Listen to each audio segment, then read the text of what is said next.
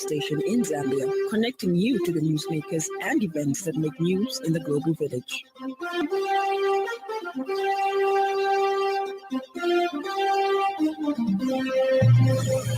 Good afternoon. This is the 5FM Radio Main News. The headlines. Namibian President praises ZNS-NYS partnership. Zambia Sugar reaffirms commitment to private sector-led growth. And Trump's historic peace deal for DR Congo shattered after rebels seized key city. This bulletin is live on our Facebook page, 5FM Radio Zambia, and live on our YouTube channel, 5FM Radio Zambia. With the details, my name is Lance Sannie. Namibian President Dr. Netumbo Nandi-Ndaitwah has commended the Zambia National Service ZNS for its continued support in strengthening youth skills development in Namibia, describing the partnership as a symbol of enduring solidarity between the two nations.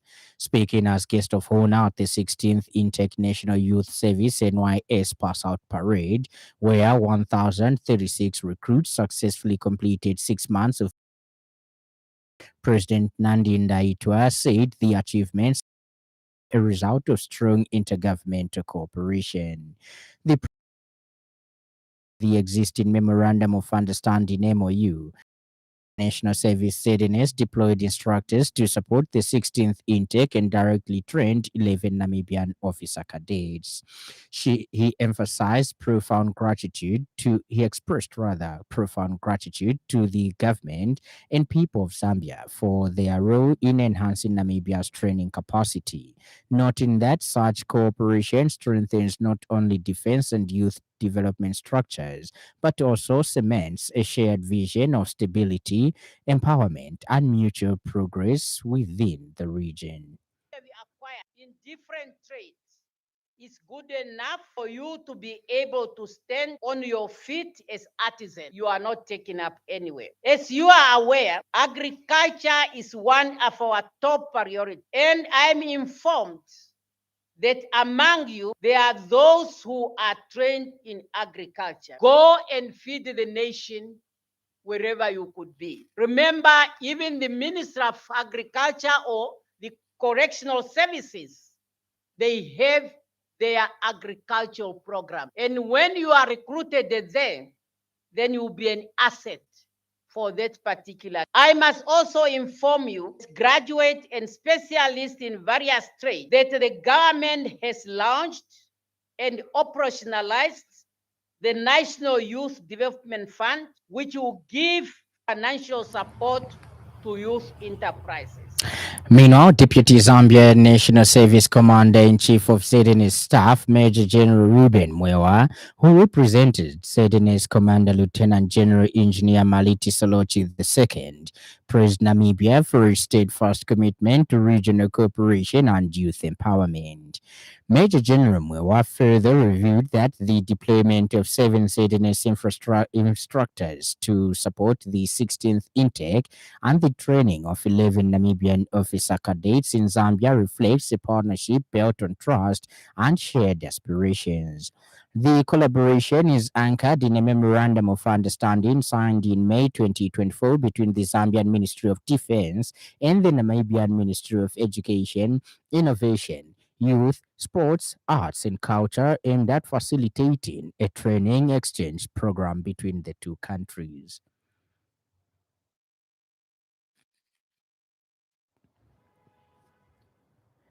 Zambia Sugar Managing Director Oswald Magwenzi says the company remains firmly committed to supporting private sector-led growth and national development. Mr. Magwenzi made the remarks at the 4th Public-Private Dialogue Forum, PPDF, convened by President Hakainde Hichilema in Lusaka yesterday, where Zambia Sugar served as the anchor sponsor. He stated that as a leader in the agribusiness sector, Zambia Sugar continues to demonstrate the critical role the private sector can play in driving national development. Mr. Magwenzi revealed that the company is currently implementing various projects valued at approximately 132 million United States dollars. Mr. Magwenzi also noted that Zambia Sugar has invested 18 million United States dollars in the installation of a falling firm evaporator at the Nakambala factory to increase production throughout. Meanwhile, President Hakainde Hichilema reiterated the importance of the private sector in driving economic growth, emphasizing his government's commitment to creating a conducive operating environment for businesses.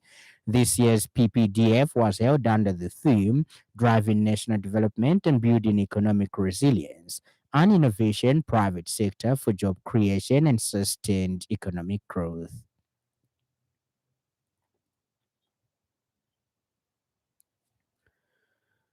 Governance expert Sam Zulu has praised the introduction of Zambia's online passport application system, saying it is a significant step towards improving efficiency and state sustainability as well as accessibility in the country's passport services. Speaking in an interview with 5FM News, Mr. Zulu says the online system is a game changer for Zambians, especially those in remote areas who have been facing challenges in accessing passport services. He added that the benefits of this system are numerous, including the ability to apply from anywhere 24/7 and track the status of applications online. Mr. Zulu highlighted the online payment options, including mobile money and online banking, which will reduce the need for visits to treasuries or banks. He also noted that the system will lead to faster and more predictable processing times, reducing travel and transport costs for citizens. Mr. Zulu further said the system will also enhance data security and record integrity through encrypted digital records, adding that it's a great example of how technology can improve governance and service delivery.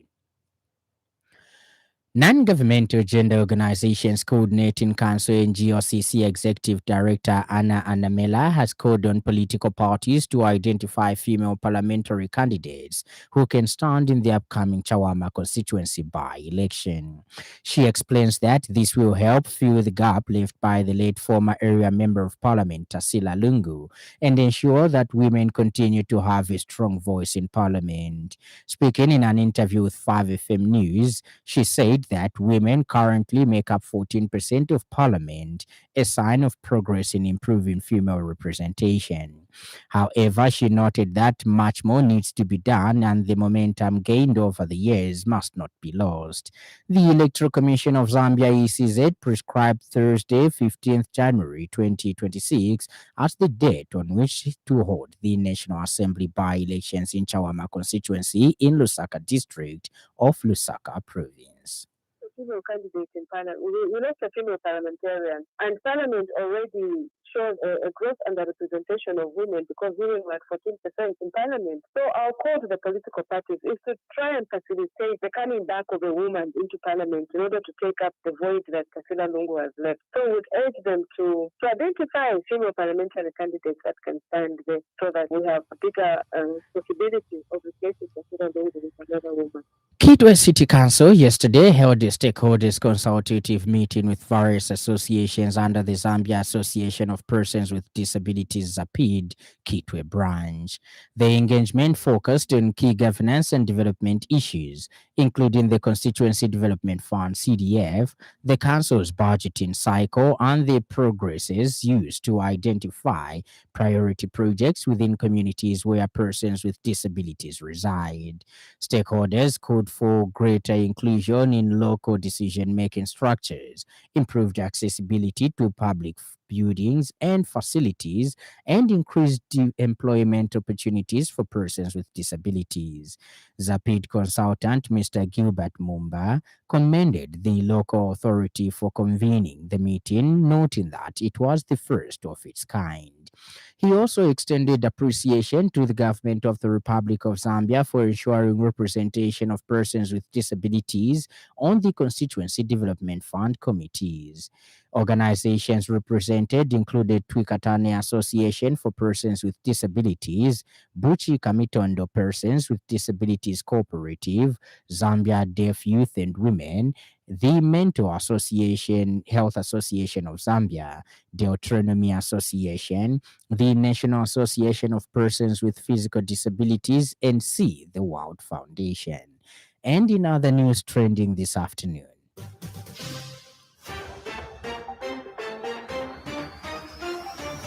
Chief Government Spokesperson Cornelius Mwetwa has expressed concern over what he describes as growing levels of misinformation surrounding Constitution Amendment Bill number 7.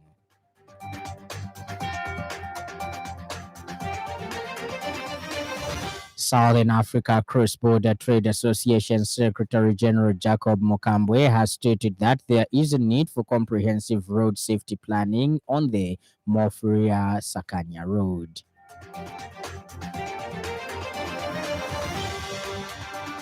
And in news from across our borders, the U.S. ambassador to the UN has accused Rwanda of leading Africa's Great Lakes region toward war, just over a week after a peace deal was signed in Washington to end the decades-long conflict.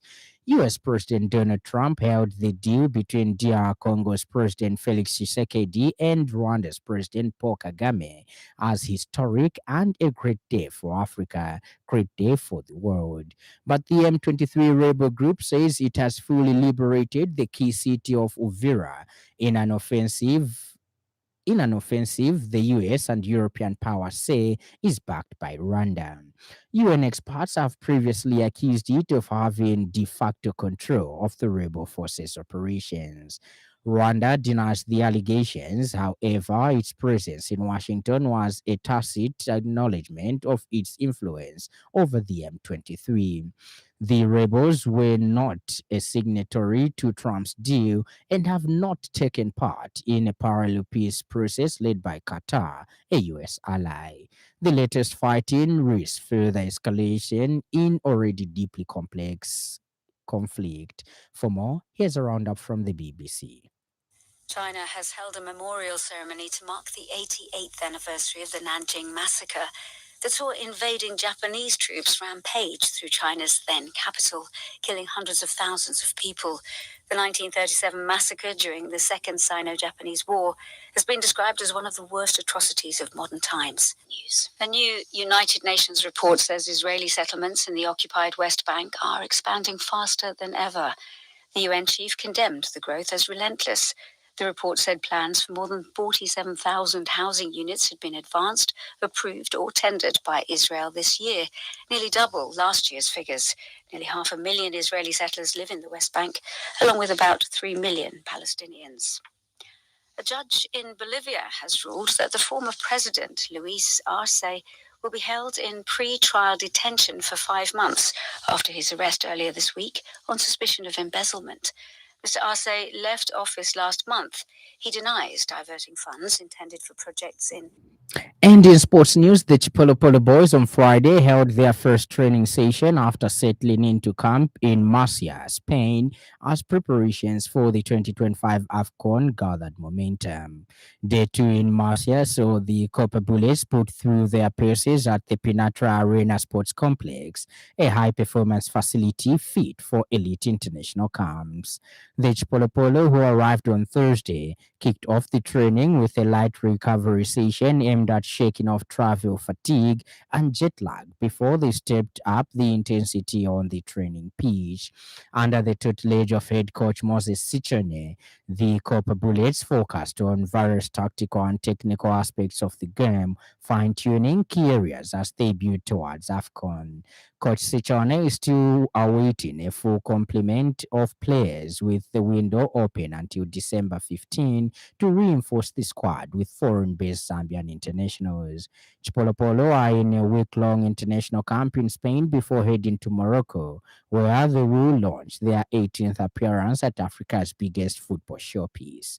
Stand by for the weather report.